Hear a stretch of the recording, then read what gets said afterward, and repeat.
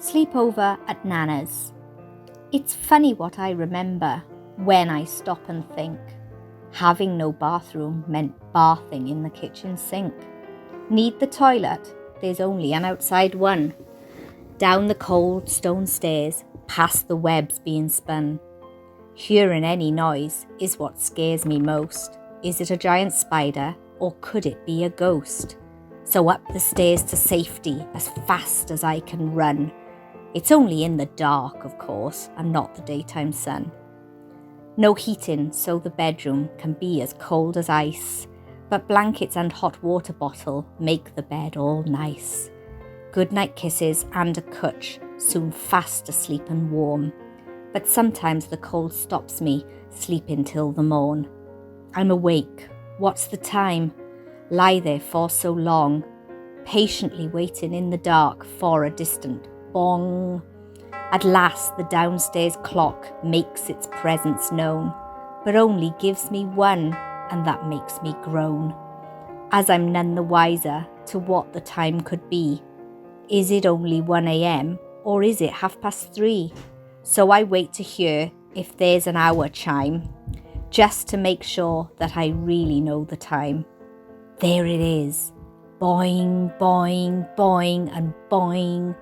Best go back to sleep as get-up time's not long. Soon the sun shines through the curtain. I hear the chimes that make me certain that it's time to jump out of bed and get ready for the great day ahead. I'm glad I was asked to take some time to recall these happy memories of mine.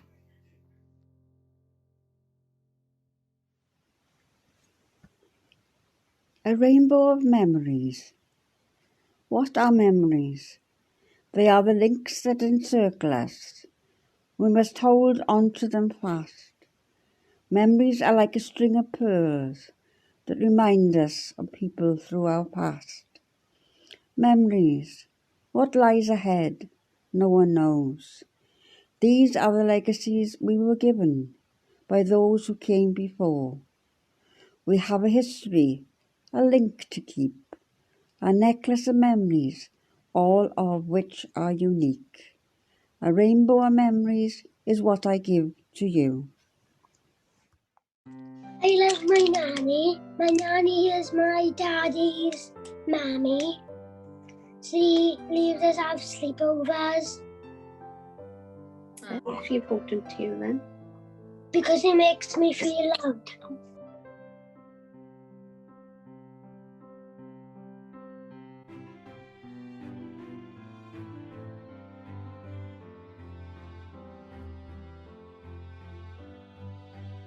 Here is a picture of pyramids, and underneath I've written, "Do you believe in aliens?"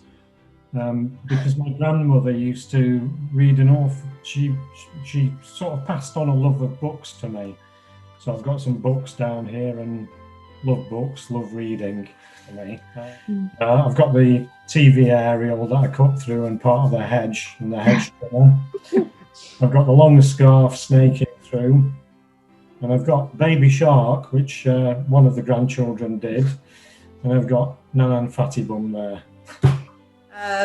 My gran loved cooking, so I got that from her, I think. So I'm trying to teach my granddaughter. She likes making cupcakes. So I've got a cupcake there and another cake she helped me with. And just things they like doing. They both like Paw Patrol now, and they're both actually doing football.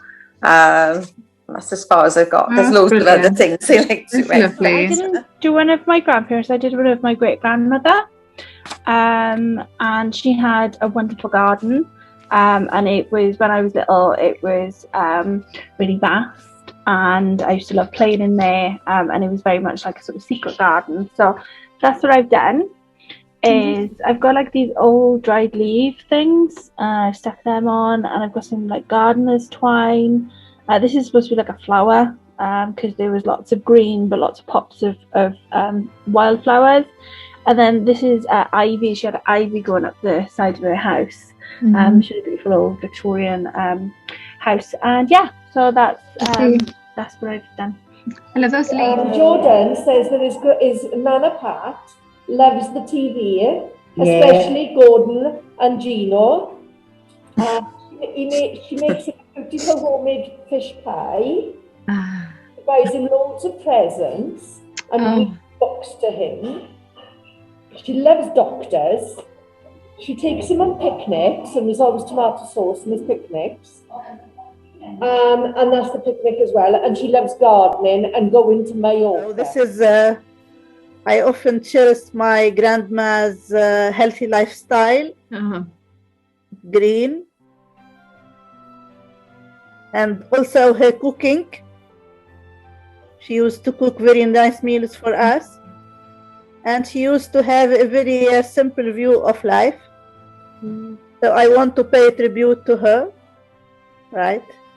And thank her for everything she taught me. Oh, that's lovely. That's lovely.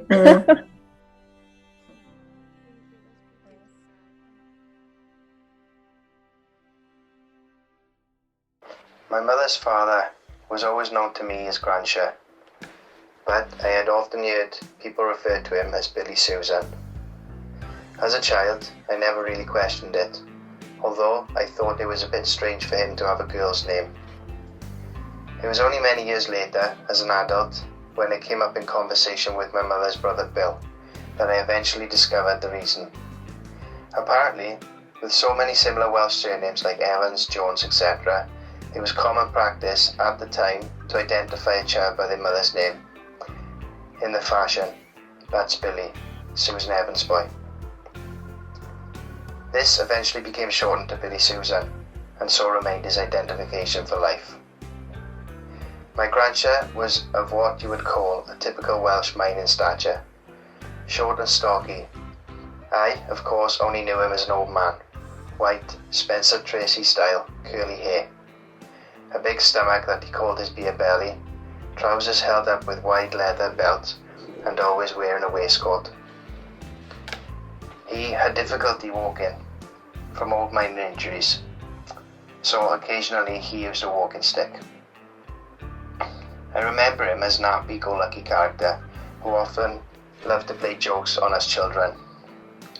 One of his favourite pranks was also to ask one of us children to press the button by the watch chain on his waistcoat, and when you did, if he could not actually belch or break wind, he mimicked the sound. This often got him disapproving looks and comments from my grandmother, but was always funny to us kids. When I came to write the following poem, it was some of those memories of Grandshire Evans that I used as inspiration.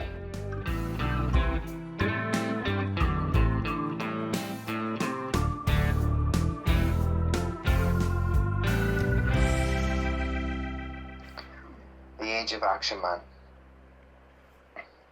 I read today that Action Man is 52 years old, and so have a suggestion, if I may be so bold, for the company that makes him to formulate a plan to make a toy that shows his age like Grandpa Action Man. He'll have grey hair and glasses and a set of removable dentures, a beer belly, a walking stick to help him on his adventures, and finally a gimmick to make the sales immense. The belly button, when gently pressed, emits the sound of flatulence.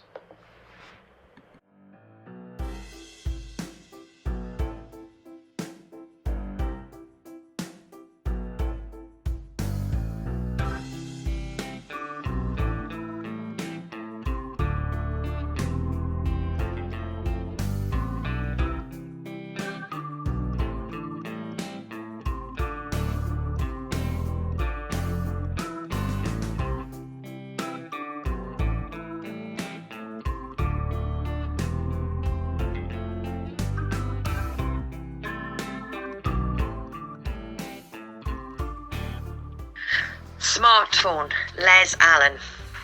My grandson gave me his iPhone. He's having a new one, you see. That's nice, I suppose, but goodness knows why he gave the smartphone to me. I'm learning how to use it, how to open and close the apps. There's one that will show me the weather and another where they keep all the maps. I can keep track of all the steps I take when I walk to the shops and back, then post it on something called Facebook, where some record what they had for a snack. There's a calendar, a clock, and a camera where I can take lots of selfies. Whoopee! for my life will be so much less empty when I have lots of photos of me. There's a woman who will answer my questions, called Siri I seem to recall. So love, can you answer this query? How the hell do I make a phone call?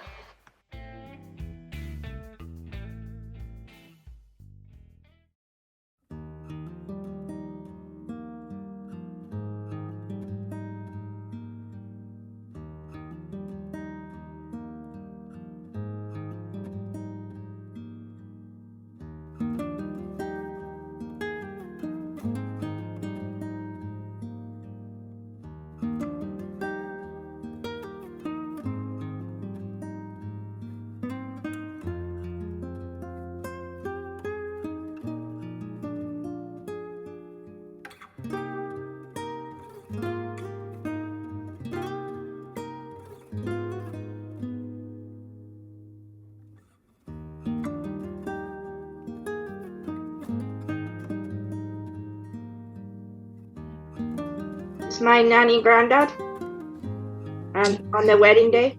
And there was 2 brothers married 2 sisters. And they met in England during the war. And of course, where are you from?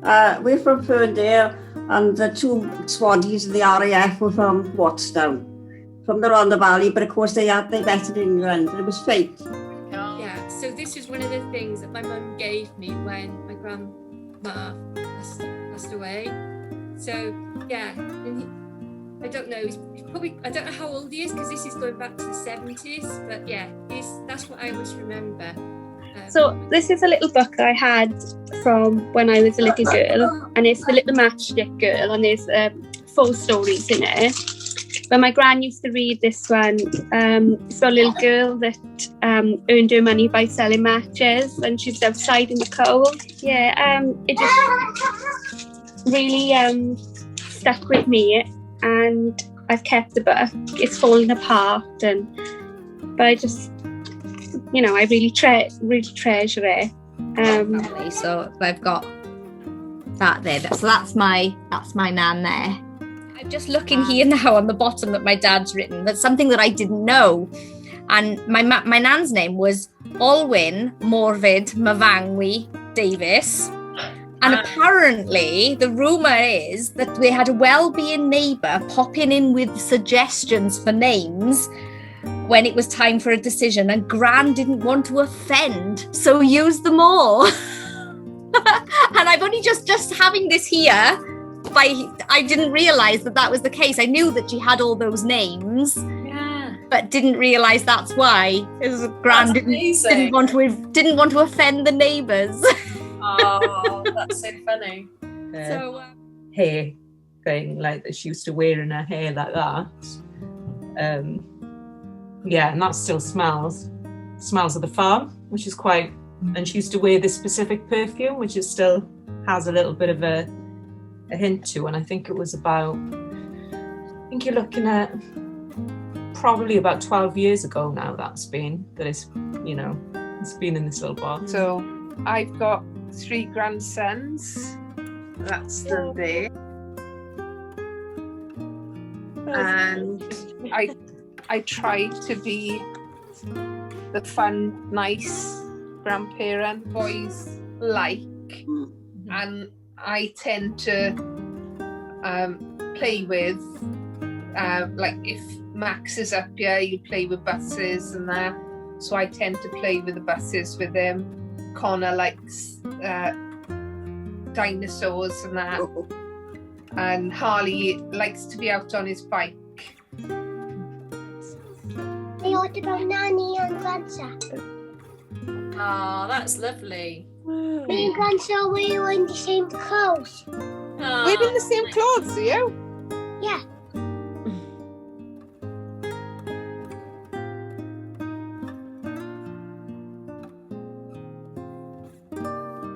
Nanny Jean, you're very special in every single way. You're loving and caring all night and day.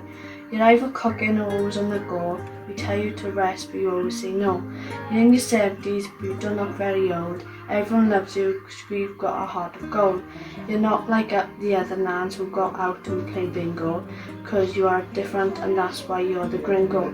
We like to watch the soaps and have a Bailey's beer. If no one keeps quiet, then it's you that we fear. But when times are hard, it's Nanny Jean we go to see. She'll listen to our problem and tell you what she'll be. So that's the reason we love you, so don't go very far. You're in our hearts forever, because that's the way you are. So here's Nana. Then here's Nana's jumper. Then here's Nana's lemon and pipe. Then here's Weymouth Beach. Then here's the archway in the garden. And then here's the caravan. So this bit is Grandad's gardening patch. Then this is Weymouth Bay. This is me and Grandad and Nana. And then that's my Nana jumper there. And then I had a big beige room. And Grandad likes doing like wildflowers and stuff. And fairy cakes. My nan used to show us how to bake, and we used to make them with her. Me and my sisters. And my grandpa used to make stew. Beef stew. And there's also a hedgehog I drew, because we used to see hedgehogs in the garden. Potatoes, or jack potatoes, sorry, on the fireplace. So mine was, I've done a little... So that's my little fireplace kind of thing. That's lovely. I love that. That's the one thing I can remember. And the other thing I can remember, which I'm still working on, is we used to have a big back garden. We used to have rhubarb, all sorts of rubbish. We used to have blackcurrant bushes and gooseberry bushes. We've started a little back garden for them. Ah.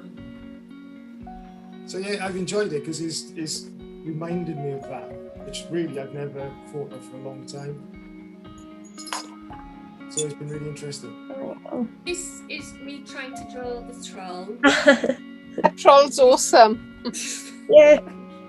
It's not finished. This is my granny's side, because she always used to read, so there's that's where the word books come from. And this is the pack of sweets, you know, that was always a special, always used to go and get sweets. This is my grandpa's side. I remember looking out the window, and his lawn always looked immaculate. It was only tiny, because they shared it with next door, but it looked beautiful. And then some of the plants that he used to have around the grass. And trees is because there was like trees when you looked out the window. So yeah. Nanny, our family was loved and led from the comfort of your rocking chair. Always home we basked in the warm welcome of your fireside glow. Your realm was 12 square metres of hearthside and our whole world. You filled our bellies with hot buttered toast, corned beef fritters, bacon, eggs and fried potatoes, and Sunday dinners towering like mountains on the plate.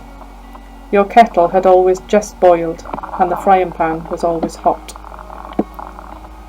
In the warmth of your hearth, you devoured our news and listened carefully to our woes. A trusted and respected friend, offering wise words and sound advice, all washed down with sweet hot tea.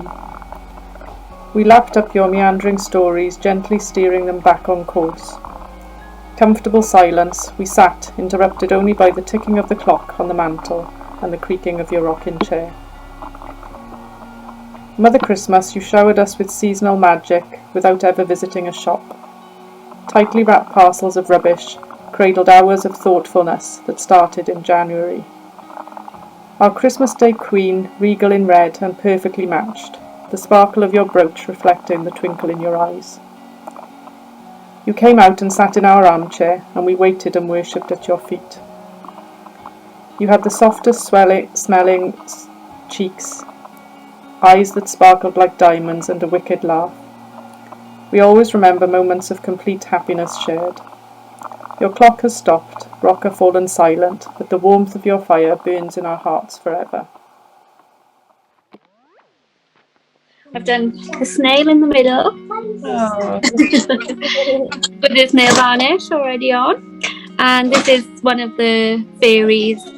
And then I just wrote Pappy, because that was my great-grandfather, Granny, Grandcha, Nana and Nanny. And they're all my mother's side of the family.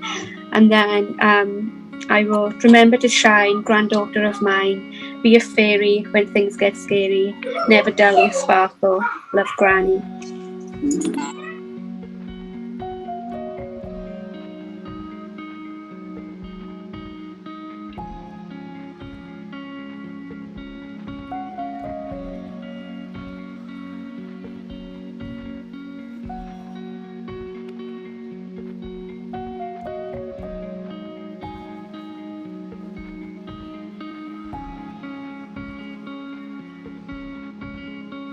Nanny? Hello. Can I come up yours? Yes, certainly. Yay! I didn't tell him to say that.